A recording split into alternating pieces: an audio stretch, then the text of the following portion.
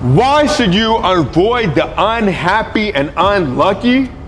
Bro, I think it's common sense, but just...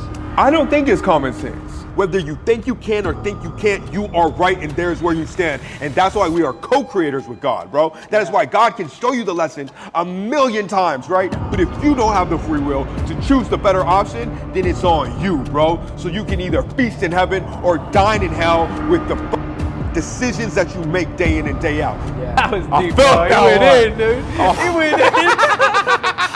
Yeah, dude. I have no animosity towards anyone that is unhappy, unlucky. You know what I'm saying? Yeah. I'm just not gonna give someone sympathy. I was watching this little clip, and these people are bonding over taking ADHD medication, saying, "Oh, I have ADHD too. Yeah. Oh, you have ADHD? Wow, twinning. What kind of pills do you take?" Yeah. And it's like, bro, what kind of simp? What kind of downgraded human being are you to want to be excited and bond over popping pills? And what's up, it's your boy Cross-Eyed, the Vice City Mafia podcast. We here, we outside. I got my boy Major Minor in the building. Boom, nigga. Yeah, you already know, dude. So, why should you avoid the unhappy and unlucky? One of the 48 laws of power. Why should you avoid the unhappy and unlucky? Bro, I think it's common sense, but just... I don't think it's common sense. You don't think so? No. You know why? Because sometimes the unhappy and unlucky are comforting, right? So I think why that's even a law is because we tend to be drawn towards misery, right? Like, just in terms of people are complainers, bro. You know what I mean? Like, we live in Miami, it rains for 15 minutes, and people are like, oh my God, have you seen the floods? Have you seen the floods out? It's flooding out. You see this car get caught in the flood? Shut the fuck up. It's so fucking dry outside. Like, my life is shit. yeah, really though, right? And so, we had a homie, right? Had gone in the wind. Oh, yes. Unhappy, unlucky, because Yes, he dude. stayed in an unhappy, unlucky cycle, right? Yes. But whenever you are going through something, comforting to be around, right? Because he wanted to revel in your misery because he was miserable, right? And so you feel like, hey, this person cares about me. When really, they just want to see you unhappy. They want to see you miserable because they feel that way inside. And you get something out of it. And they don't even do it on purpose. They do it accidentally. That is the They crazy do it part. like subconsciously, they do it. And that's like where, vampires. That's where it fucks up because they need your blood, right? Yes. But they want to be kind to you because they want your blood of misery, right? And so the issue is, right, that you could get caught in this complaining, right? Because energy is so contagious, right? So avoiding the unhappy and the miserable, bro, is just like, it should be like conscious thought 101, right? But from an evolutionary standpoint, those people were important in tribes because if they were looking for danger or negative things, you needed that because you didn't want to get eaten by that tiger, right? Yeah. You needed to know if other villages were getting decimated, right? That's why we're attracted to people that gossip. But that is also not good for our soul, right? Because before the internet and shit like that, you needed to hear what other people were saying about other people. Now it's just a fucking waste of time. I don't need to know what fucking Meg Thee Stallion thinks about fucking, I don't know, canned fruit or whatever the fuck they be talking about on those shade room, bro. Shit. You know what I mean? And so like I understand why it used to be valuable, but like if you want like unlimited success and vibes in this life, right? If there's like you can call me a lot of things, nigga, but I'm always giving positive vibes. That's just because like that is how that's what I want to attract, and that is how I was born to operate, bro. You know what I mean? Because nobody wants to grow and build with a motherfucker that is negative, dog. Yeah, and the unhappy and unlucky also, they just want to drag you down to their level, and it's not on purpose. You know, they don't do it on purpose. Not all of them, right? It's that their life is so shit that they want they want to tell you all the things that could go wrong and not let you know of the things that could go right. So when you're chasing a dream or you're going for a goal that you have in life, like the unhappy and unlucky, like we used to have, will tell you all the negative things. Yes. And then they'll constantly be negative towards the ideas of that you have. Be like, oh, I don't think it'll work. But people don't want to do that. But people aren't going to pay for that. People don't like that. Y'all need to study the law of attraction. Yeah. Study the laws of the universe. X used to say that all the time, right? He said, I study the laws of attraction. I study the laws of the universe, He right? also studied cults. He's a smart man. He's a smart man. He was a smart man, R.I.P., right? R.I.P. X. And I would argue to say that the unhappy cause themselves to be unlucky because they're always looking for the negative shit to happen, right? So oftentimes, they think that they are unlucky, so that drives them to be unhappy, right? Yeah. But really, it is their initial disposition of being unhappy that consistently makes them unlucky because they can never see the positive in any fucking thing, bro. So even when there is a gift horse looking them in the face and God is presenting them with the answer to all their problems, they only see the devil's side. Right? Yeah. And so it's just like, if that's what you want to gravitate towards, then that's where you will be led, right? Whether you think you can or think you can't, you are right, and there's where you stand. And that's why we are co-creators with God, bro. That is why God can show you the lesson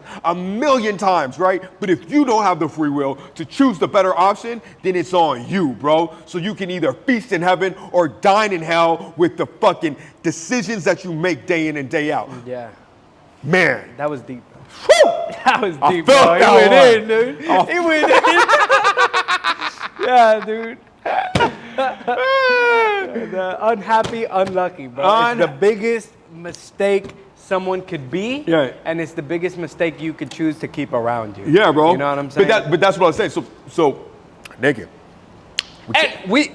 That's what I'm saying. You know what I mean? Now everybody needs to know, but you know what I'm saying? But Like, if you've been an OG with Vice City Mafia, you know what we're talking about. But in an effort to not even be unhappy and unlucky, I'll release that energy. I wish that person all the love in the world, bro. And I hope they get happy, and I hope they find luck. It ain't gonna be with me, though. It ain't gonna be with Cross-Eyed, though. Yo, you know, and I have no animosity towards anyone that is unhappy, unlucky. You know what I'm saying? Yeah. I'm just not gonna give someone sympathy. Yeah. Bro, I'm a strong believer in depression is only a mindset. I don't think it's a sickness. You know what I'm saying? Just like we can't even say that. The algorithm will fuck us up. Yeah. But you know what I'm saying? Like, I don't believe that depression is something that someone, like, people bond. I saw this little clip on Instagram the other day of this podcast. I don't know what the fuck it is. You know what I only watch VCM. Yeah, I only watch VCM, dude. Yeah, and I was watching this little clip, and these people are bonding over taking ADHD medication, saying, oh, I have ADHD too. Yeah. Oh, you have ADHD? Wow, twinning, what kind of pills do you take? Yeah. And it's like, bro, what kind of fucking, what kind of simp, what kind of downgraded human being are you to want to be excited and bond over popping pills over a sickness that isn't even truly a sickness? Guess because what? ADHD, I have ADHD. I think it's a blessing, fam. Everybody. You know what I'm saying? Has ADHD. I think everybody has ADHD. For sure. I'm pretty sure if you look up the number right now, bro, it's probably like 80 or 75% of the world has ADHD. Let me tell you this. Tell me a person that you give them something to stay on task for longer is not going to benefit from. Especially a toddler. Because that's usually when they diagnose But literally them, anybody, bro. We are living in a time where there are more distractions in this world than ever before, right? Like, you can go find a distraction for your relationship. You can find a distraction for your business. Literally any topic you want, Instagram, TikTok, Twitter has it. In seconds, you can get it. Yeah. So, of course, if you can stay locked into something, right? You know what I mean? And I think that we all have, like, that's why, like... And you know, people, they mark people with ADHD because they usually do it, like, with kids, because the kid's like, he's not paying attention in school on the fucking math equation on 2 + 2. Right. Of course he's not paying attention, bro.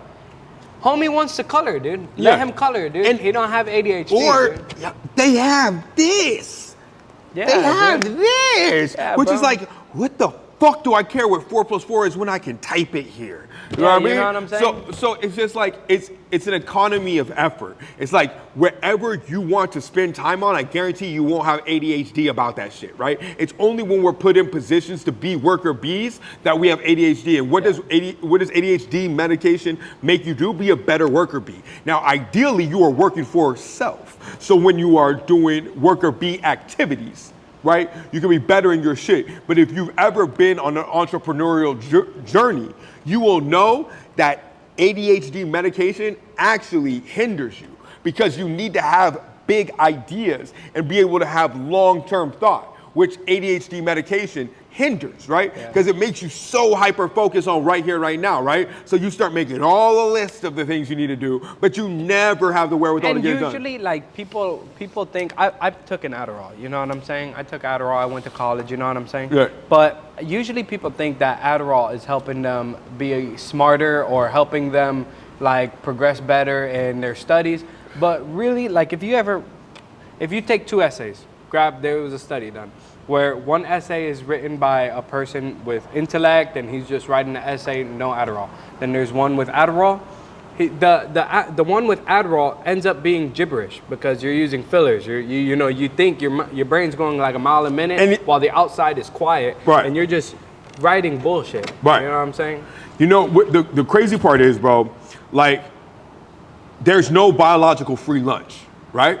So, elaborate. So there's no biological free lunch. That means that even if you are performing better on one end, right? If it is from outside, if it is external, then eventually you're gonna have to pay that back in one way or another, right? So like, let's say you take Adderall the first night. Sure, you're hyper-focused, you're locked in, your room's organized, all this shit. Guess what? Next day, you're gonna wake up a little tired. So you need that Adderall again. But next time you need twice the dosage, right? To get that same feeling, right? And the next day, you're gonna be 4 times as tired, right? So it's a cycle, bro. And so the discipline is to find homeostasis, to find the balance that it takes to run the marathon day in and day out. And that's where those drugs cannot help you, bro. Because it's the times when you are feeling broken, when you were feeling like nothing is working, how do you react? What happens when you can't get your drug, bro? Have you ever seen a motherfucker that's been on Adderall that can't get their Adderall? They're tripping. Yeah, dude. Tripping. Yeah, because it's meth, right? It's Adderall's amphetamine salts. Amphetamine. Yes, it's one of the precursors. Methamphetamine, yeah. Yeah. So, like, yeah, like, that's what it is. Yeah, bro. I mean, and don't get me wrong. Drugs are fun, man. You know what I mean? Like, I'm not a teetotaler. You know what I mean? Adderall's pretty lit, bro. I take it, fun. I see through walls, bro. It's fun, yeah. I've run my head into walls. Yeah, you know what I'm saying? Fucking, I'm not even touching the ground's touching me. Man. Yeah. You know what I mean? Type shit. You know what I mean? Tight. But man, you know, I think that it is important for you to find, like, okay, I think all humans actually have a tendency towards laziness, right? And to get back to our original topic, I think that miserable and unhappy people, the unlucky ones, right? They are draining to be around. So it's just like, you want to make your path to success as simple as possible. So a lot of motherfuckers think about, what can I add to my life to be more successful, right? And what I have found is it's not about what you're adding, gang. It's about what you're taking away, right? And an unhappy, unlucky person, bro, they are like a leech of your energy. Yeah. Because every time you get your gears going and you start to move forward, they want to bring you back to the bullshit that they're on, bro. And you know, it's like, and if you are unhappy and unlucky, you know, one telltale sign that I try to avoid. You ever see, like, sometimes, let's say, like, to be honest, I'll see my homie, he'll be like, let's say my homie with the watches, right? I told you this story. He sold G-Shocks and then he Tell the viewers, just in case they don't know. So I knew this guy in high school. He sold G-Shocks. I had some money. He told me to invest in the G-Shock business with him and sell G-Shocks. Back in the time, that was the shit. And I was like, nah, bro, like, you know, G-Shock, ain't nobody gonna be buying G-Shocks forever, dude. Like, and not everyone's buying G-Shocks, bro. We can't do that shit. It's not gonna work, right? I was being unhappy and I was honestly demotivating him. But now, to this day, homie's a millionaire.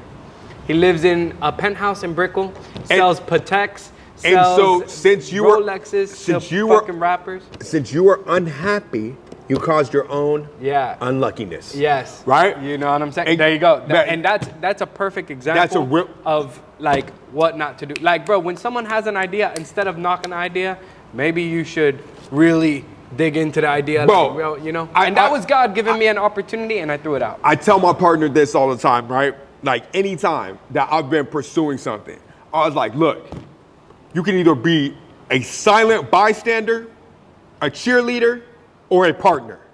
You cannot be the opposition. Yeah. You know what I mean? Like that is the one thing that you cannot be in my household while I'm grinding, right?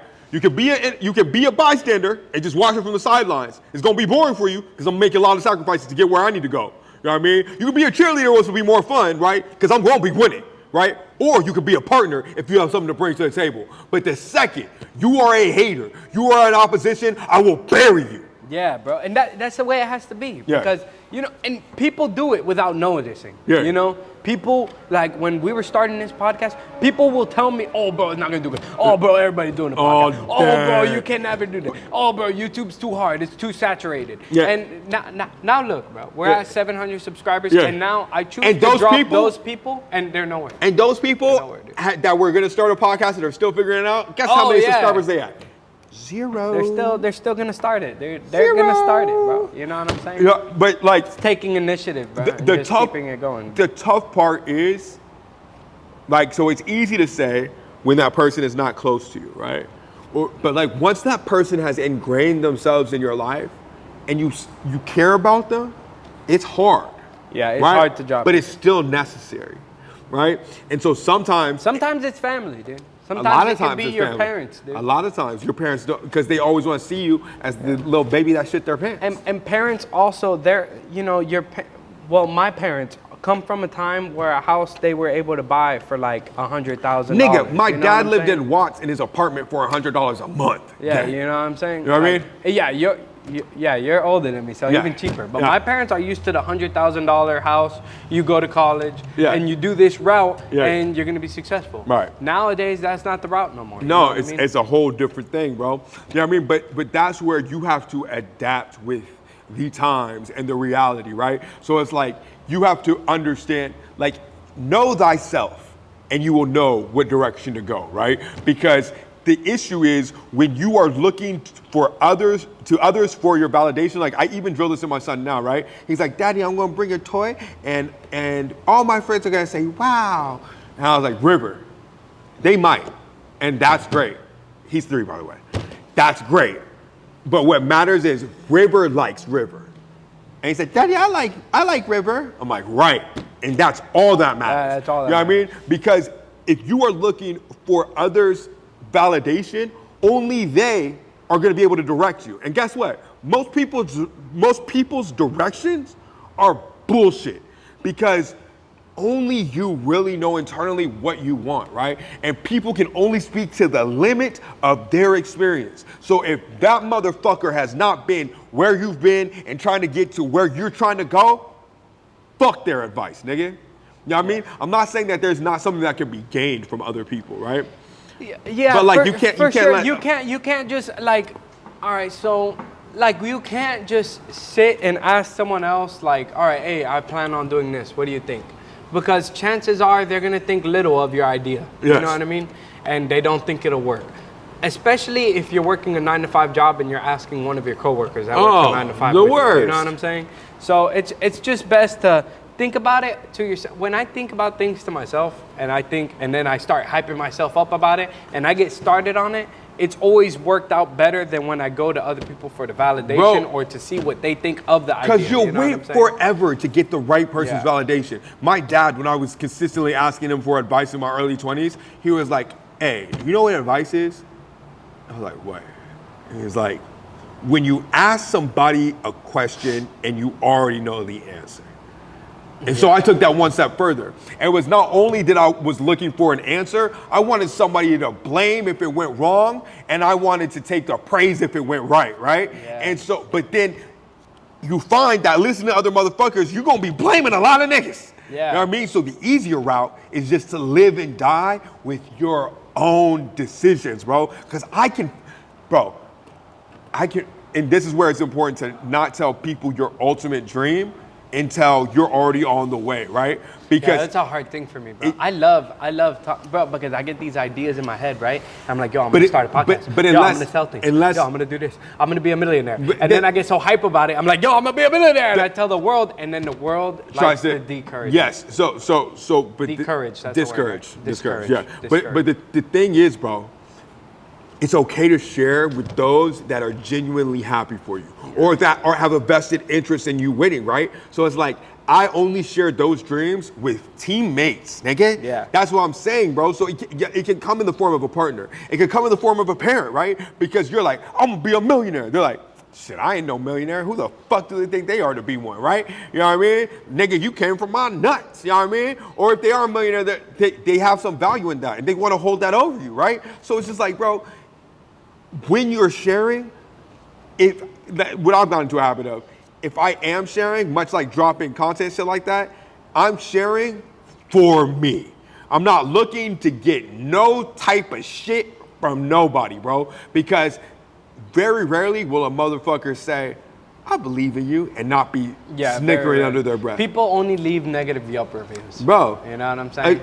Or extremely, extremely positive, right? Yeah. It's one or the other. But there's nobody. But there's more negatives than positives. 100%. You know 100%, bro. Because people like to complain, and that's why most people are unhappy and unlucky. And that's why if you want success, sometimes you must go into a barrel of your own belief, bro. And drop the unhappy and unlucky people out of your life. Sometimes that's difficult. Nigga. And with that, BCM, we out. brought you the shit you love. We out, gang. BCM. Bow. Gang. That was a good one. Yeah. I had a feeling the second one was going to be...